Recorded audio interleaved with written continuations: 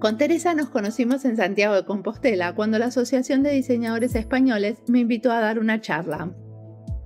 Charlamos rápidamente y bailamos, pero me quedé con ganas de más, de escucharla con tiempo y saber de sus miles de proyectos. Teresa Jular es una diseñadora de servicios con base tecnológica. Acompaña a personas que quieren emprender en economía circular y se integra a equipos de historiadores, antropólogos, filólogos y otros humanistas que precisan diseño y ecoinformática para sus investigaciones en ciencia abierta. En esta entrevista nos va a contar qué hace con estos equipos, qué hace con otros diseñadores y qué es el Pacto por el Diseño. Mi nombre es Mariana Salgado, esto es Diseño y Diáspora.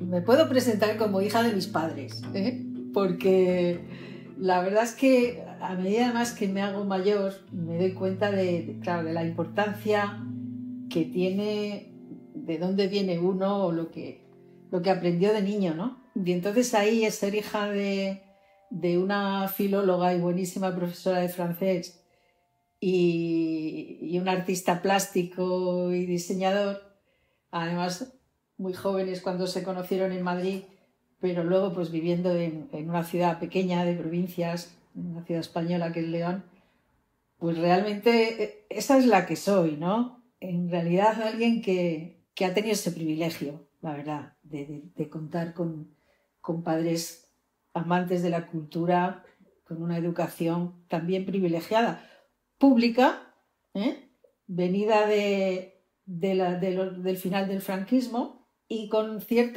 posibilidad de vivir libre y expresar mi rebeldía, por ejemplo, estudiando carreras de ciencias y llevando la contraria un poco. Sí, ¿qué estudiaste? Bueno, pues yo estudié ciencias físicas en Valladolid, en la Universidad de Valladolid, hasta entonces eran carreras de 5 años hasta cuarto, pero luego me vine a Murcia, al Mediterráneo, muy fascinada por otra manera de vivir en ese momento, en el año 80. Y aquí, como no había, pues inicié ciencias químicas, que es en lo que me licencié. Pero no he ejercido ni 5 minutos, ninguna de esas dos carreras. Aunque yo creo que los muebles de la ciencia creo que me han servido mucho para el diseño, ¿no? ¿De qué manera?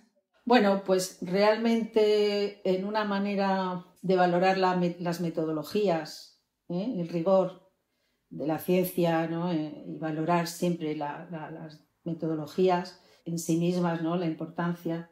¿Y qué te fue llevando al diseño? Bueno, pues lo primero, ya digo, no ejercí ni 5 minutos, entré más en temas de animación cultural y estar aquí en una institución juvenil del ayuntamiento. Fue mi primer trabajo serio, digamos, ¿no?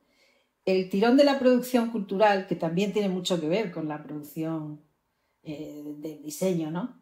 Empezó prontísimo, empezó ya eso, a finales de los 80, y ya más claramente montar una empresa de diseño, que es lo que monté junto con otro socio en el 89, fue Internet. Realmente para mí Internet fue el momento crucial de integración de todo lo que yo había sido de niña, de joven, ya un poco más adulta, ¿no? De unir, pues eso, inquietudes culturales con lo que eran estudios, lo que era también la tecnología, que siempre los ordenadores me habían gustado y estaban en mi vida. ¿Y qué estás haciendo hoy en día?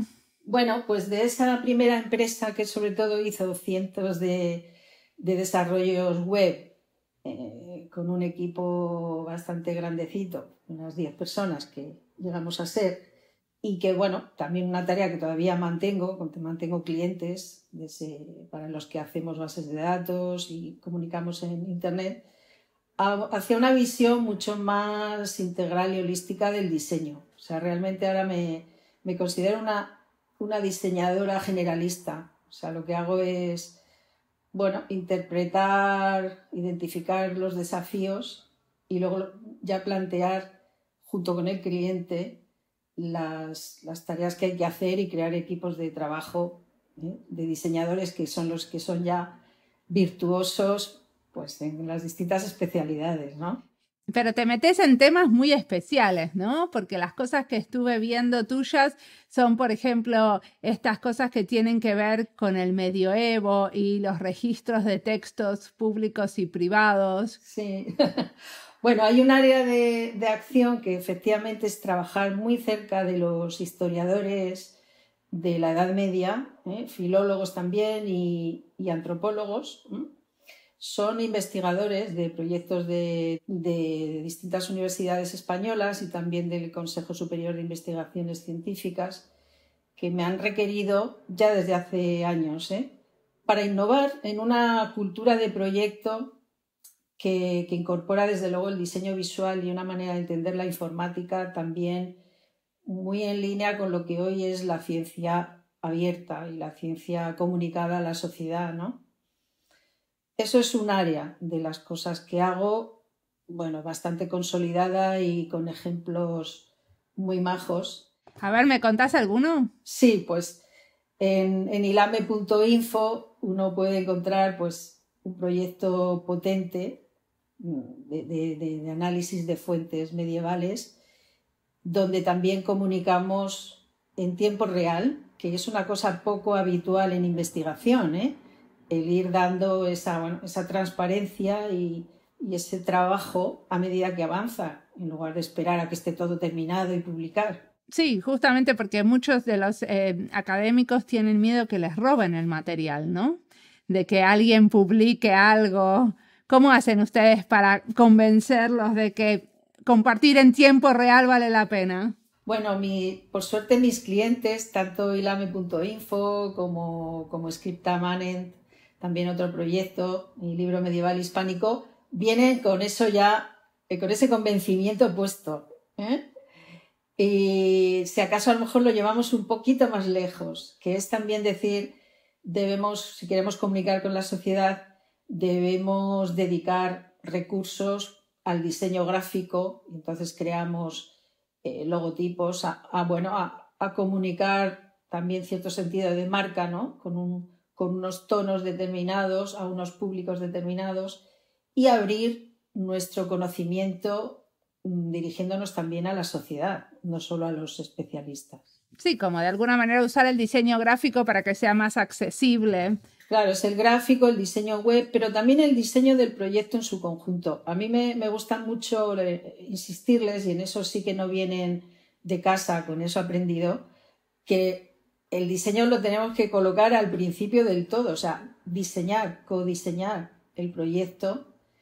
También ahora insistimos mucho en tratar de codiseñar su sostenibilidad, porque un problema que tiene la ciencia, y más la ciencia abierta, es que, bueno, pues cuando se acaba el dinero primero que había para investigar y publicar y hacer una serie de congresos o eventos, pues muchas veces no está previsto el que hago después con ese material que además ha estado financiado con dinero público. Y hay un montón de páginas web que surgen de proyectos de la Unión Europea que después nadie piensa en cómo eso se va a seguir actualizando, por ejemplo. Efectivamente. Eso es un problema grave, un drama y un compromiso que el resolver eso, de resolver eso que también es obsolescencia programada, ¿no? En el hardware y en el software sobre todo. Y eso es también algo que los diseñadores podemos transmitir y contribuir a resolver en estos grupos de humanistas, ¿no? Y, por ejemplo, ¿qué tipo de soluciones tienen? Porque muchísimas veces se hace un portal con plata de un proyecto y después, después no se actualiza. ¿Qué tipo de soluciones el diseño puede aportar ahí? Bueno, yo creo que hay una línea es trabajar en transformar justamente cómo se plantean en estos recursos de partida, en trabajar desde cómo se hacen las contrataciones, tanto de la administración como desde fundaciones, ¿no? Que tienen dinero, que aportan dinero para estas cosas, los mecenazgos. Eso es algo todavía no resuelto, aunque fíjate que los diseñadores justamente estos días estamos también leyendo la nueva ley de ciencia, tecnología e investigación que está modificando el gobierno, y aunque no va a poder ser en ese aspecto del cómo se financia, sí es verdad que cada vez los diseñadores, en este caso te hablo de los profesionales asociados, profesionales del diseño asociados, estamos comprometiéndonos, ¿no?, también con este tipo de cosas. Es decir, deberíamos poder resolverlo desde las convocatorias, con otras maneras más flexibles y más estratégicas de plantearlas. Y luego, en nuestro caso concreto, sobre todo de estos clientes de Ilame y Scriptamanen, lo que hacemos es analizar con tiempo suficiente las necesidades de lo que viene después, ¿no?, para que no mueran los proyectos. Ahí debo decir que son los propios investigadores los que encuentran las financiaciones, ya se encargan de ir encadenando proyectos. Bueno, lo que hacemos es trabajar nuevos argumentos y aportando nuevos valores para que esto pueda ser posible de momento en ese encadenamiento de formas de financiar. Una cosa que vos mencionaste es que los diseñadores como trabajando en asociaciones, y vos tenés mucho trabajo en asociaciones de diseñadores. ¿Seguís trabajando con alguna asociación? Sí, hace 10 años en la región de Murcia, que es donde tengo mi centro de operaciones, donde tengo mi estudio y demás, bueno, pues entendí, la verdad es que a raíz de un curso, de una formación que en la crisis anterior, la que vivimos también mundial, pero la que llamamos de 2008, pero bueno, cuyas consecuencias algunos vimos un poco más tarde, en torno a 2010, tuve el privilegio de recibir una formación pública, por cierto, también, y gratuita, si no hubiera sido imposible, para consolidación de empresas creativas y de diseño.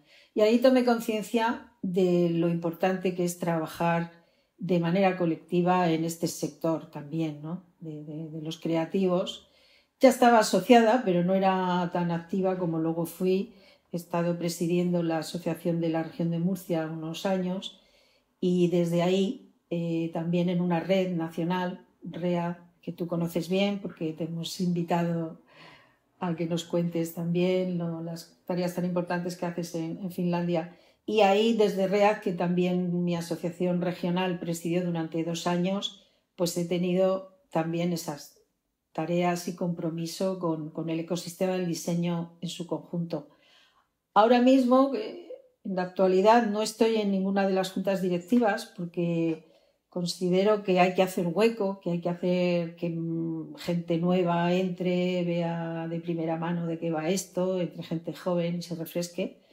Pero es cierto que sí sigo muy activa, sobre todo en un proyecto que llamamos la Multilateral del Diseño, que por primera vez aglutina 6 organizaciones agentes del diseño español para crear un pacto por el diseño y una estrategia nacional de diseño que esperamos fructifique a lo largo de este año y suponga un antes y un después en nuestro país, ¿no?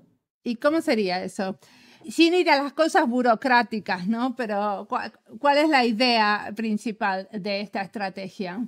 Sobre todo, bueno, se pretende aportar a este momento tan difícil que tenemos, ¿no?, en todas partes, desde luego en nuestro país. Nace con voluntad de servicio, no tanto de reforzar un sector, es lo que me gustaría que se entendiera bien, no reforzar un sector socioeconómico, el de los diseñadores, sino sobre todo encontrar vías de aportar más, ¿no?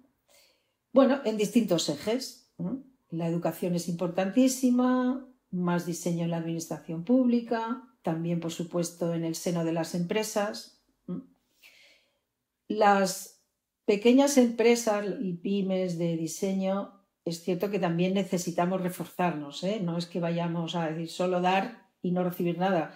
No tiene sentido no incluir cosas que necesitamos para ser más fuertes, y también lo haremos, ¿no? Bueno, también es que si hay más diseño en la administración pública, necesariamente también las pymes de diseño van a encontrar más fuentes de trabajo. Claro, pero es además de más fuentes de trabajo en la administración pública, en el seno de la empresa, es que el cambio que necesitamos, que es económico, social y medioambiental, pues necesita ahí unos agentes de transformación bien armados, ¿no? Eso es lo que nos lleva a este trabajo colectivo del asociacionismo y a este pedalear sin descanso hasta que se consiga, ¿no?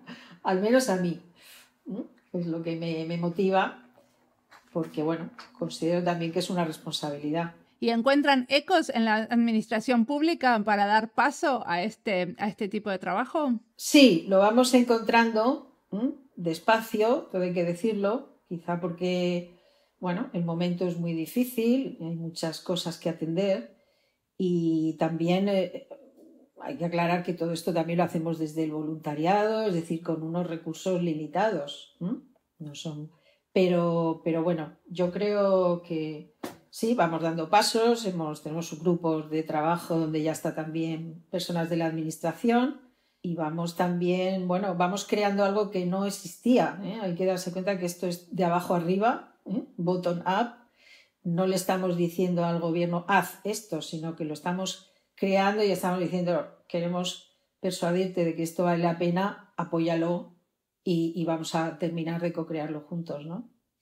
Ahí es donde también lo que nos has contado sobre Finlandia nos ha sido muy útil. Claro, saber, por supuesto, como buenos diseñadores, la exploración de lo que hay, de cómo se hacen las cosas, las políticas públicas por ahí fuera, es clave, ¿no? Es casi el primer paso. Sí, siempre cuando uno igual ve a gente de otro país trabajando, siempre le parece, uy, eso está buenísimo, tendríamos que copiarlo, porque también para mí esto de que ustedes tengan un grupo desde las bases de los diseñadores trabajando juntos para reforzar este ecosistema de diseño y armar una política pública que tenga que ver con mostrar al diseño como un servicio, a mí ya eso me parece que es genial y nosotros no lo tenemos.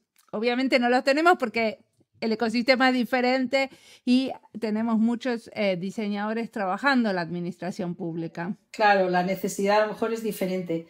Debo decir que este grupo además es más plural que solo los concernidos, o sea, los diseñadores. Aquí hay empresas también y agentes, agencias impulsoras del diseño, sobre todo en lo que somos las 6 entidades que configuramos la multilateral del diseño, ¿eh? Y desde ahí, desde esta mirada también, bueno, miradas complementarias y visiones y distintos objetivos, pero hemos encontrado muchísimo alineamiento. Desde ahí, el lanzar el Pacto por el Diseño, que estamos ya cercanos a 1000 firmas, donde ahí sí que hay de todo absolutamente, empresas grandes, pequeñas, medianas, escuelas, universidades, hay también centros tecnológicos. Todo eso creo que va a ser la fuerza, vamos, sin duda. ¿Y qué sería el Pacto por el Diseño? Bueno, el Pacto por el Diseño primero es una identificación, unas adhesiones a trabajar por esa estrategia que comentaba antes, ¿no? Es una llamada que está siendo muy bien recibida a trabajar en pro de una estrategia nacional de diseño que ponga el diseño ahí, más en el centro como palanca de innovación, como palanca de transformación y también pues lo ponga en valor y se adopte como herramienta para estos momentos nuevos que tenemos que construir, tal como también pues dice Europa y con los fondos Next Generation Europe que en España ya están llegando, ¿no? O sea que es un momento bastante propicio, por lo que estamos, la verdad, ahí echando el resto, creo, ¿no? Y el Pacto por el Diseño, ¿ustedes tienen como una cantidad de firmas que quieren llegar a lograr o la idea es como difundir la idea y que esté siempre abierto? Bueno, lo cuantitativo es importante y ya es muchísimo y ha sido bastante fácil, ¿eh? Ya digo que además esto no se está haciendo con grandes campañas mediáticas, sino bueno, en un caminar, ¿eh? ¿Cuántos firmaron? casi 1000 adhesiones, muchas de ellas son grupos empresariales o escuelas completas.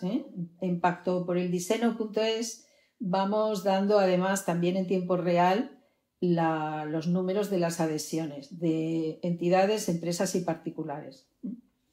Lo cuantitativo no es tan importante como lo cualitativo, que es a la vez lo más complejo, que encima, claro, es decir, bueno, ¿y ahora cómo conduzco a esta enorme tripulación de entidades, escuelas, empresas que quieren apoyar, que quieren apostar por esta estrategia, que quieren servir a la transformación de nuestro país desde el diseño?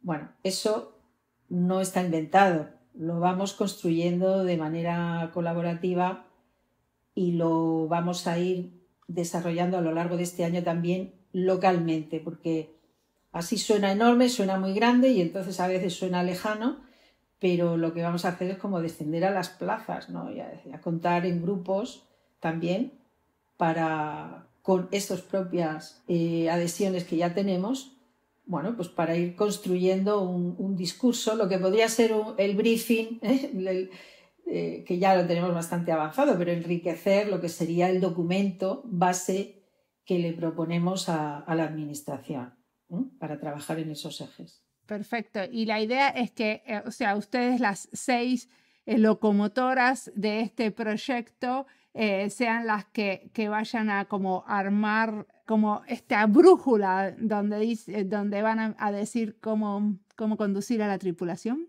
Bueno, ya hay documentos que han sido trabajados grupalmente en los encuentros nacionales de REA y ahora en otros formatos, que son estos que también vamos a concebir a lo largo del primer semestre del 2022. Estamos ya concibiendo y en marcha, y a lo largo del año. Hay que tener en cuenta que además en España el 2022 es ya la capitalidad mundial del diseño, en Valencia. Entonces, bueno, hay como un momento mágico, un hito ahí, que es justo este año, que deberíamos aprovechar, ¿no? Porque los que nos dedicamos a la comunicación sabemos bien de la importancia de estas cosas, ¿no? Entonces, bueno, pues sería estupendo poder marcar, decir, el año 2022 fue el año también en que de una manera generalizada las instituciones públicas, pero las empresas y la sociedad, que es clave también, por supuesto, o sea, tomaron en consideración la importancia de pensar, de adoptar más diseño y en clave estratégica, ¿no? A largo plazo, etcétera, ¿no?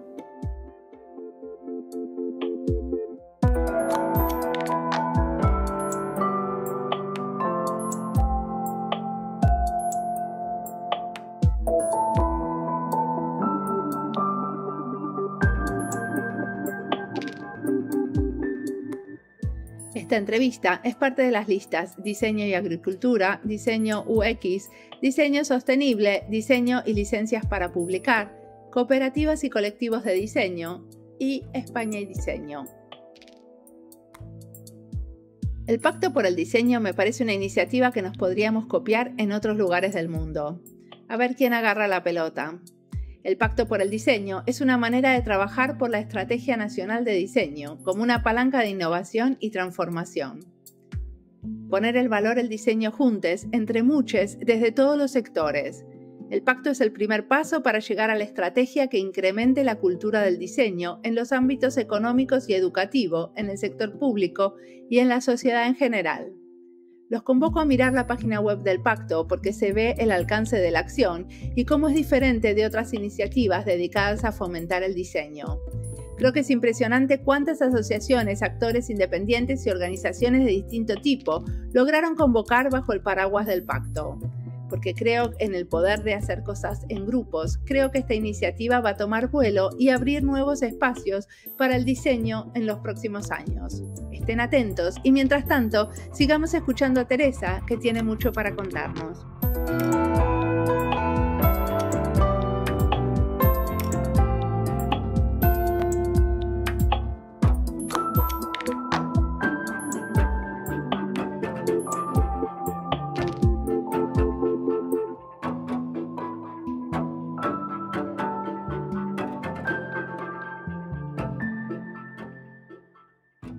Una de las cosas que tu trabajo a mí me llama muchísimo la atención es que tenés mucho trabajo hecho con ONGs y con programas de ayuntamiento. Por ejemplo, leí que habías trabajado en la acción contra el hambre en la región de Murcia. ¿Querés contarme de ese tipo de trabajos? Pues sí, bueno, la verdad es que el haber empezado tan pronto a desarrollar proyectos para Internet, pues también hizo que entráramos en muchísimos campos, tanto del mundo rural como el urbano, ¿eh?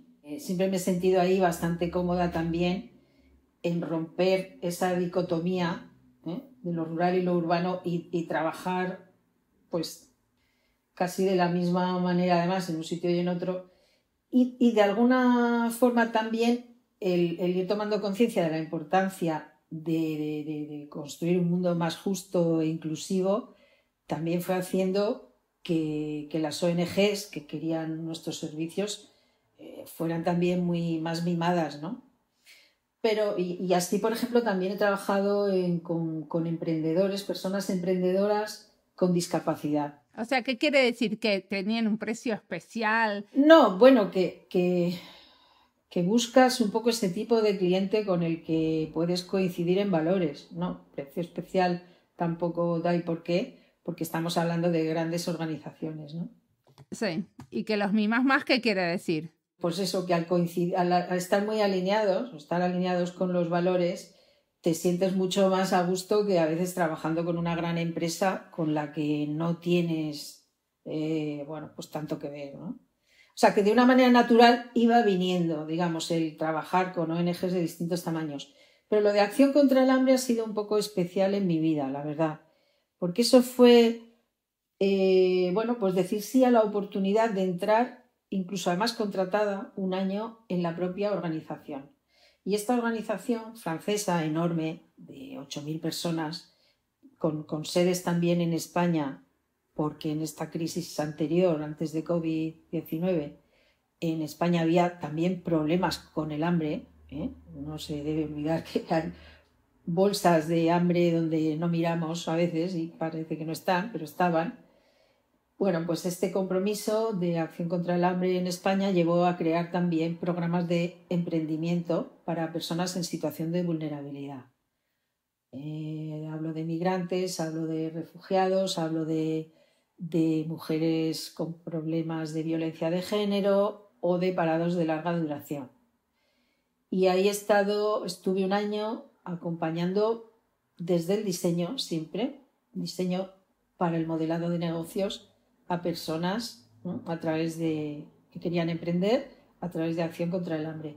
Y ahora no estoy en plantilla desde hace 2 años, pero sigo siendo una experta externa a la que llaman de vez en cuando para hacer también trabajos grupales, ¿no? ¿Y tenés algún caso así lindo y jugoso de algún grupo que pudiste ayudar y se armó una empresa? Bueno, sí, están ahí varios. Son personas y grupos que despacito, pero han ido consolidando sus proyectos empresariales. Lo bonito de este programa, además de Acción contra el Hambre, que se llama Vives Emprende Circular, es que eran ya de partida para personas comprometidas con producir para una economía alternativa, ¿no?, para la economía circular. Lo cual ha sido también un aprendizaje enorme para mí y una exigencia de aprendizaje importante, ¿no?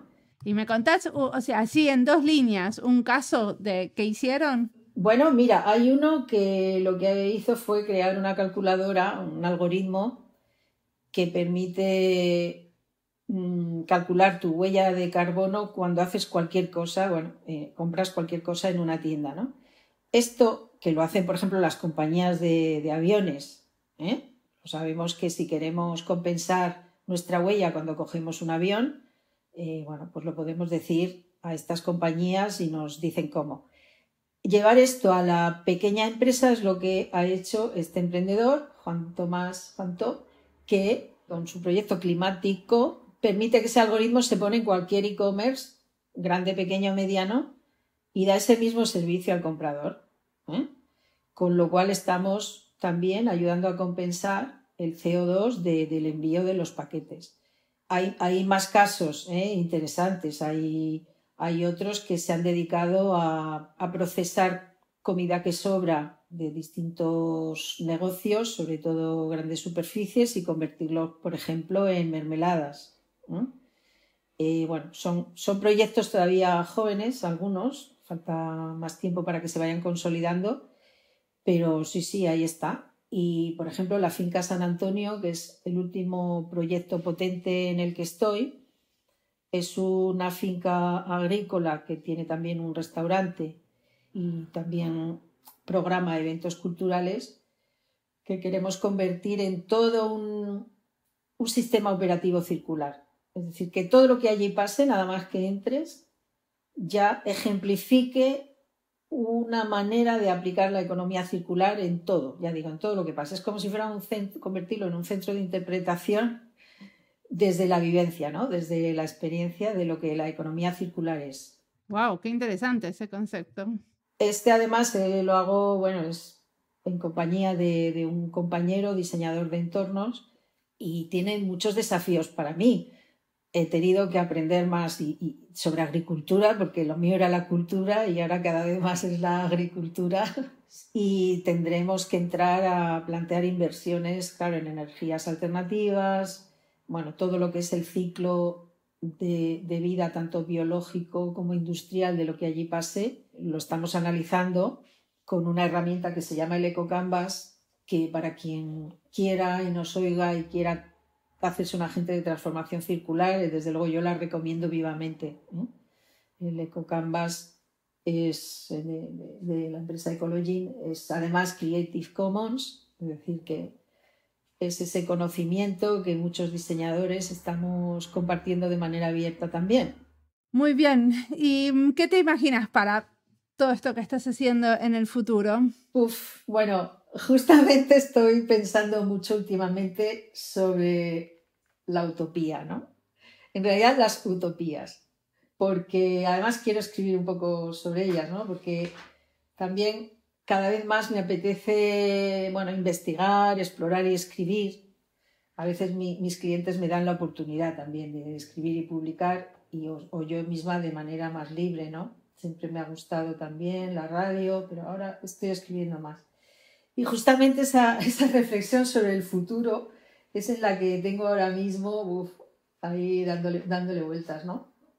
Yo siempre he pensado como Ezio Mancini que los diseñadores somos unos optimistas, ¿no?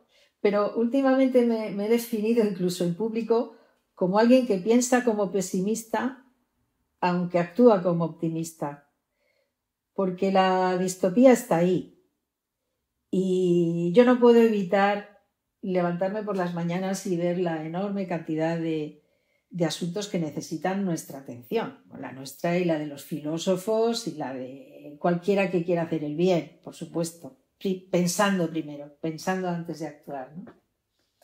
Entonces, bueno, leo mucho, veo muchos vídeos y podcasts sobre ecofeminismo. Me parece que son como las dos corrientes más interesantes y juntas generan muchísimo power, ¿no? Para poder pensar. ¿Qué nos recomendás leer sobre ecofeminismo?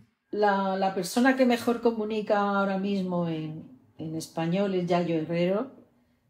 Es además una mujer, tiene muchas cosas en internet disponibles. Es una mujer que también ha ido comprometiéndose mucho con la sociedad de los cuidados, que me parece también clave.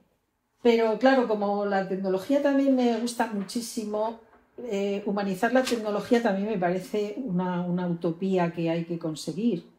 Y desde ahí, pues me parece que, por ejemplo, todo el trabajo de periodismo de datos es clave, el periodismo ético y con datos, es clave. Y sobre todo pienso mucho en cómo empoderarnos, cómo relacionarnos con los grandes gigantes tecnológicos contra los que es imposible luchar, porque ahora mismo son los que tienen el poder. El poder real ya no es la Iglesia, ya no es ni siquiera los partidos políticos, por supuesto, esos son como poderes teatrales. el verdadero poder lo tienen las grandes compañías y sobre todo estas compañías tecnológicas, ¿no? Y creo que hay que entenderlas no como enemigos, sino como, bueno, como lo que son, controlarlas mejor, o sea, poner límites a sus faltas de ética o a sus falta de pago de impuestos, etcétera, pero sobre todo, bueno, pues darles la importancia que tienen y elevar el discurso también, ¿no? Y dejarnos un poco de pequeñas luchas que quedan en nada. Me refiero al debate de si vamos a quitarnos de las pantallas por completo o no. Creo que eso no, como no tiene sentido, no va a pasar.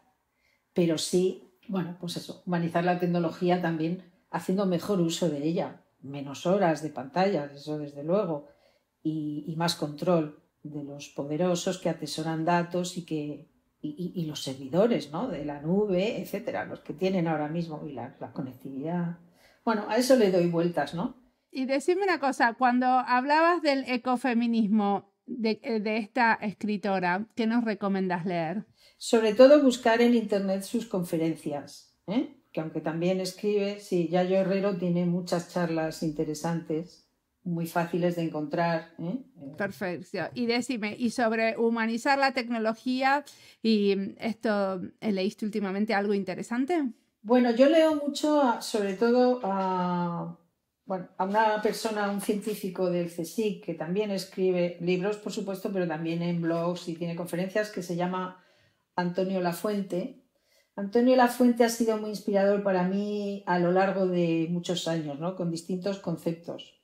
Él defendió, por ejemplo, y nos hizo ver la importancia del procomún, los bienes que son de todos y no son de nadie, la autoridad expandida, es decir, el conocimiento que se genera dentro de la propia sociedad, no solo no en el mundo académico. Y ahora también es alguien que está implicado con la mediación, el prototipado, la importancia también de experimentar, de prototipar, de atrevernos también a innovar en estos marcos que son los laboratorios ciudadanos. Bueno, entonces leo mucho a Antonio Lafuente y a otros filósofos también. En general hay muchos que están en esa clave de la humanización, de las tecnologías como algo muy necesario. Buenísimo. Y decime una cosa, si volvemos a esto de que querías escribir sobre las utopías, ¿hay alguien en especial que nos recomendás leer sobre utopías? Estoy ahora mismo leyendo un suplemento de Le Monde Diplomatique que trata sobre eso, sobre las utopías.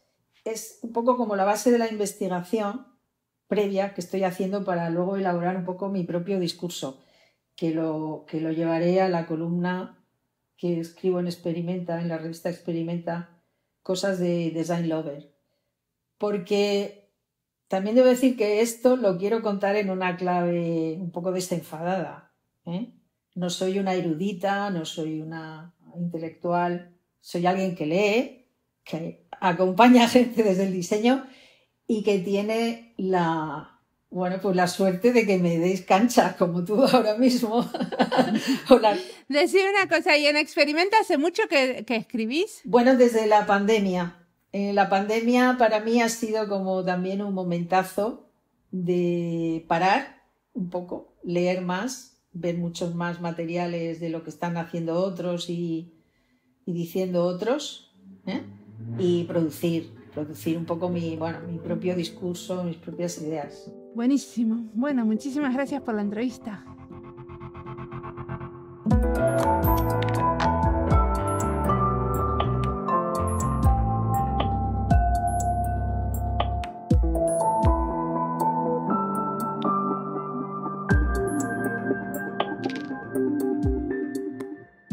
Al final de la entrevista, Teresa trae el tema de las utopías. En el episodio 152 hablamos sobre utopías urbanas con Celia Guevara. Sobre este tema, Teresa nos compartió una lista de recursos muy buena que vamos a dejar en nuestra página web. Los invito a mirarla si el tema les da mucha curiosidad, como a mí. También Teresa nos convoca a pensar como pesimistas pero actuar como optimistas. Esto es súper educativo porque lo de pensar como pesimistas lo veo como tener un espíritu crítico, poner en revisión lo que pensamos, evaluar riesgos y posibles consecuencias negativas. Pero a la vez actuar como optimistas, porque si no nos quedamos evaluando los riesgos, entonces no hacemos nada, nos paralizamos, nos quedamos inmovilizados por la propia crítica. Queremos crítica, pero que nos ayude a tener una manera de hacer más rigurosa y consistente, pero que nos motive a seguir, a confiar que es posible un cambio en positivo. Como siempre, la música del podcast es de Antonio Zimmerman. El diseño de sonido es de Julián Pereira. Este podcast está publicado con licencia creativa común con atribuciones. Esto fue Diseño y Diáspora. Pueden seguirnos en nuestras redes sociales en YouTube, Instagram y Twitter o visitar nuestra página web diseñoydiaspora.org. No olviden recomendarnos y recomendar nuestros libros. Nos escuchamos en la próxima.